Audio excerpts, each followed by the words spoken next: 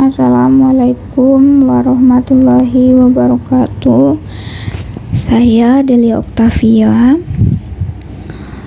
Di video kali ini saya akan menjelaskan materi modul keempat mata kuliah Etika Administrasi Publik tentang etika layanan publik serta pengelolaan integritas dan etika organisasi.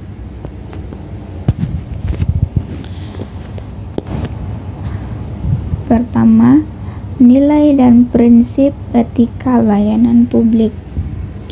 Pelayanan publik merupakan kegiatan yang dilakukan oleh pemerintah untuk memenuhi kebutuhan masyarakat.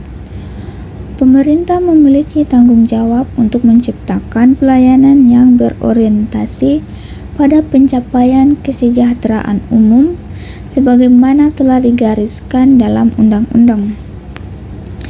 Secara umum, nilai-nilai moral terlihat dari 6 nilai besar atau yang dikenal dengan 6 great ideas, yaitu nilai kebenaran, kebaikan, keindahan, kebebasan, kesamaan, dan keadilan. Dalam pelayanan publik, etika diartikan sebagai filsafat moral atau nilai dan disebut dengan professional standard atau right rules of conduct yang seharusnya dipatuhi oleh pemberi pelayanan publik.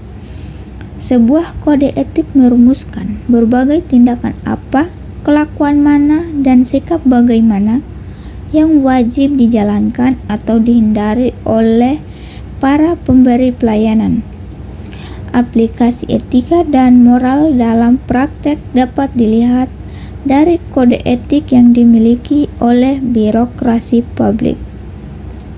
Sebagai contoh, Institut Josephson Amerika di Amerika Serikat mengembangkan prinsip-prinsip etika pelayanan publik. Yang pertama, jujur, dapat dipercaya, tidak berbohong, tidak menipu, mencuri, curang, dan berbelit-belit.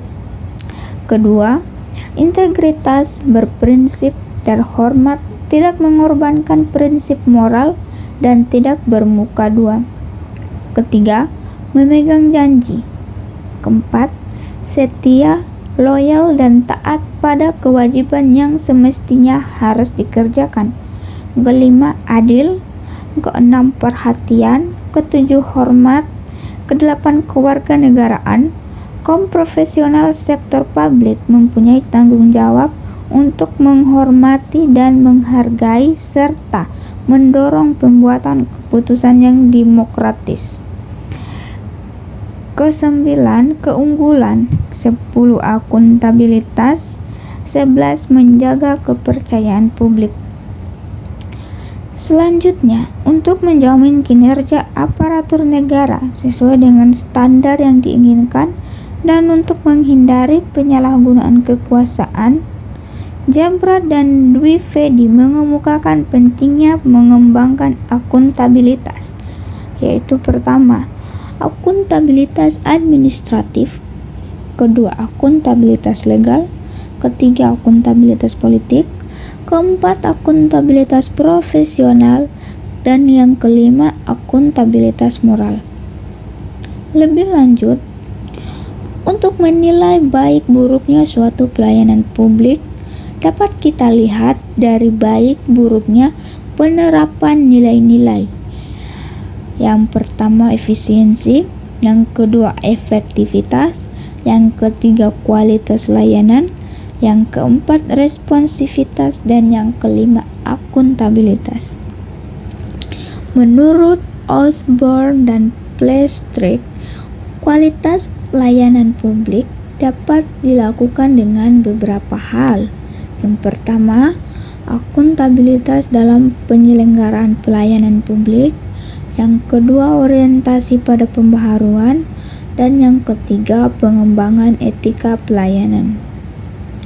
Selanjutnya, terkait dengan upaya pemerintah untuk meningkatkan kepercayaan publik, maka perlu adanya kemampuan yang dimiliki untuk memberikan pelayanan yang berkualitas atau memenuhi standar profesional. Untuk mencapai hal tersebut, menurut Bauman dalam Hariat Moko 2015, diperlukan 3 kompetensi profesionalisme dalam pelayanan publik. Yang pertama, kompetensi teknis, kedua kompetensi etika, dan yang ketiga kompetensi leadership. Hasil riset Gillam dan Lewis terhadap pegawai pemerintah dan korporasi yang menjalankan program-program etika menunjukkan adanya nilai dan sikap yang dianut bersama oleh mereka. Yang pertama, nilai-nilai politis seperti efektivitas, efisiensi, kepedulian, dan pertanggungjawaban. Dan yang kedua, nilai-nilai bersama, yaitu adanya komitmen terhadap inisiatif bersama untuk berperan memberantas korupsi melalui gerakan anti korupsi, anti penyuapan, dan anti pemberian upeti secara multinasional, serta penanaman kesadaran diri untuk menaati norma-norma atau aturan serta program-program etika pelayanan publik. Kemudian, ada beberapa aspek yang tidak bisa diabaikan mengenai persoalan nilai-nilai dan sikap yang dianut bersama. Yang pertama, tunjukkan integritas fiskal. Kedua, hindari abstraksi moral. Ketiga, libatkan abstraksi moral. Keempat, akui teori pluralitas. Kelima, percaya pada dikotomi. Keenam, tidak mempercayai dikotomi. Ketujuh, menjunjung tinggi keadilan sosial. 8, mengupayakan wacana profesi. 9, mempertahankan tatanan konstitusional. Dan yang ke-10, melayani masyarakat. Bagian B, etika dalam organisasi.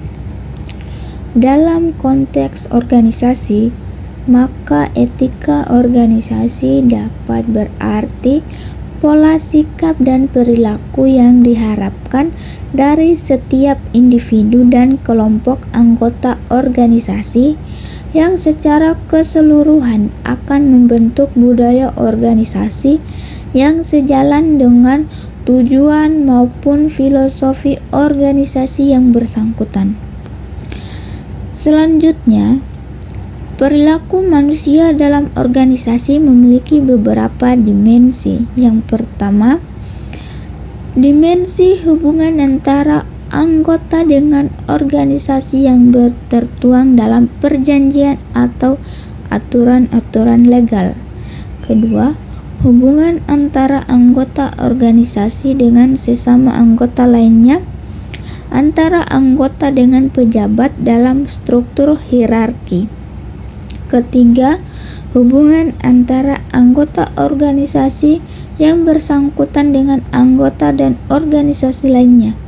Dan yang keempat, hubungan antara anggota dengan masyarakat. Baik, itulah sedikit tentang materi etika layanan publik serta pengelolaan integritas dan etika organisasi. Lebih dan kurangnya mohon dimaafkan. Wassalamualaikum warahmatullahi wabarakatuh.